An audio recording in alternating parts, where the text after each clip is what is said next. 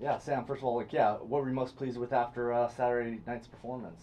I think we did a good job. The whole focus that week was that we were focusing on us and making sure that we're controlling the things we can control and getting better. And I think we definitely took advantage of that opportunity, and I think we improved, and we know what we need to work on. We know what we can build off of. So I just think it was a good job by our team of taking advantage of that opportunity.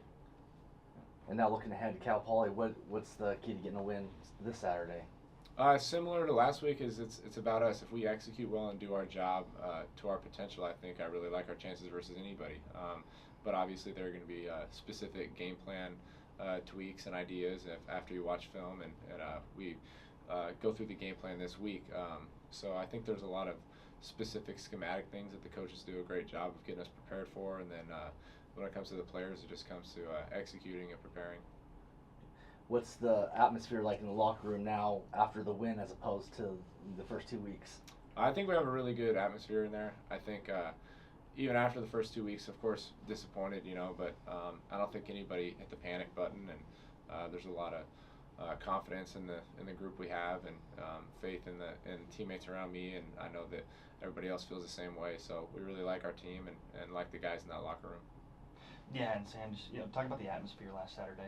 I know, just looking at it, it was packed stands, especially on the Purple Haze student section was packed to the brim. So just talk about the atmosphere last Saturday. Yeah, it was an exciting home opener. I feel like we had a lot of people come out and support. It's always great when you have a community like that behind you to support you, and I think that's really what makes football special. And when you get the fans out there and the whole community and the students out there being loud and making it a fun environment, making it tough for the away team, it's definitely a lot of fun. So I was thankful for the showing we had.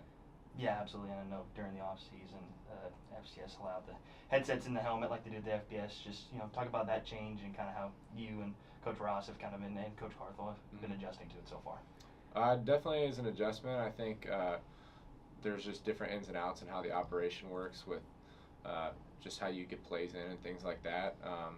So I think it's definitely an advantage and something that I've enjoyed getting to use, and I do think that it's about time that was kind of implemented. So it's been good so far. You good? All right. Coach, appreciate you joining us. We'll get some questions. Yeah, Coach. Obviously, turning the page now to Cal Poly. What do you expect from them? Where their strengths and weaknesses and all that? Woo! They got a really good football team coming in Saturday, so they do a nice job. They're 2-1 on the year.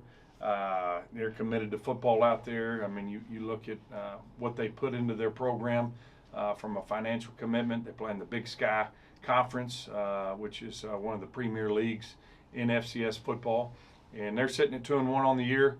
Have a big road win against San Diego, who's perennially a playoff team. Beat them 41-17, I believe it was, and then had a money game against Utah, and then beat the brakes off Western Oregon this past week. So really talented squad.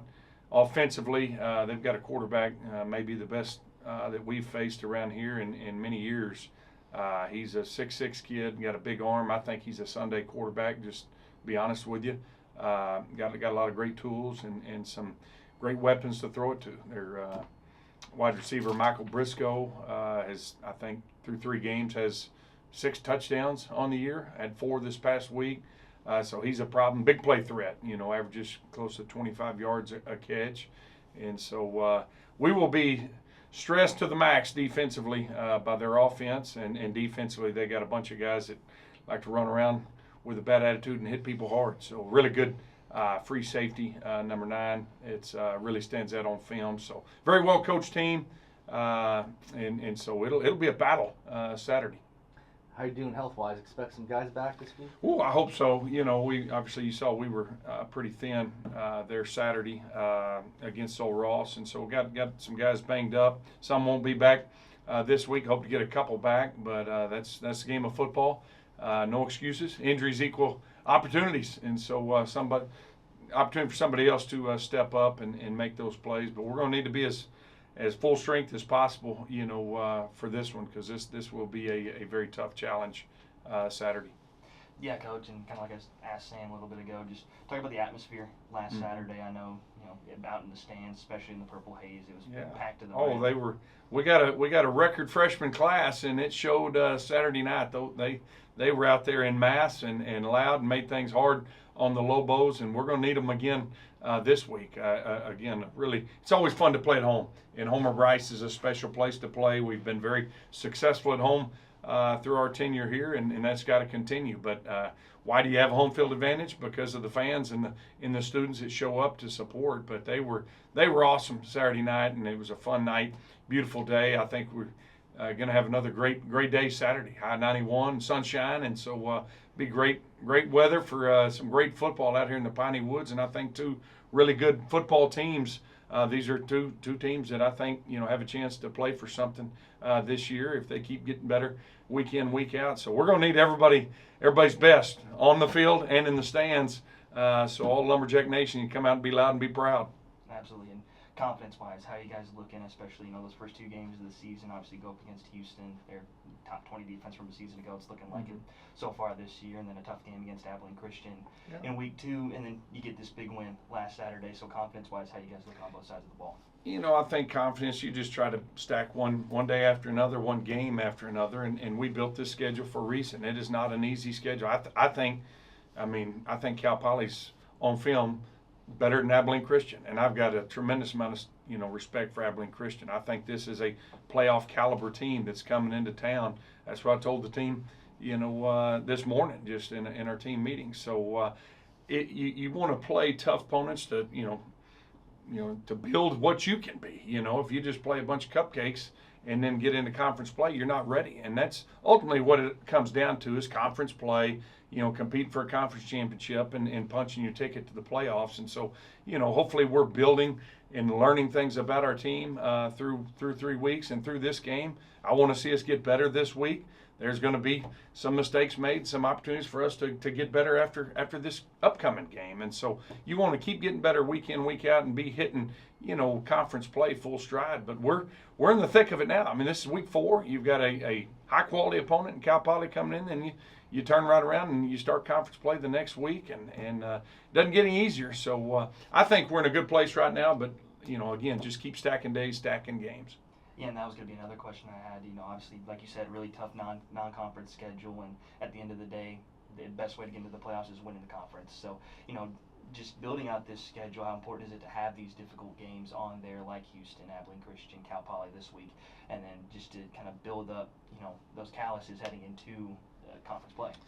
Yeah, it says in the good book, iron sharpens iron, so as one man sharpens another. And that's what you want. You want to play against good teams. And it's fun to sit back and see what Houston's doing. Comparative scores. All our players are like, man, did you see how many Colorado gave up? And we held them to 27. That builds some confidence in you as well, because that's a good football team down there. You see what Abilene Christian did. They gave TCU all they wanted and then some. Had 500 yards of offense against TCU, and that builds a little confidence in the locker room. Again, you want to make the plays. We didn't make the plays to win those first 2 games, and so that's good stuff to learn from. You saw us make much more plays, put that game away in a hurry there Saturday. So again, the focus is on us. That was our motto last week, and really kind of moving forward. And I think our guys have learned that. Let's handle our business. It really doesn't matter who you're playing. You've got to take care of you. And no, don't have the Jacks beating the Jacks.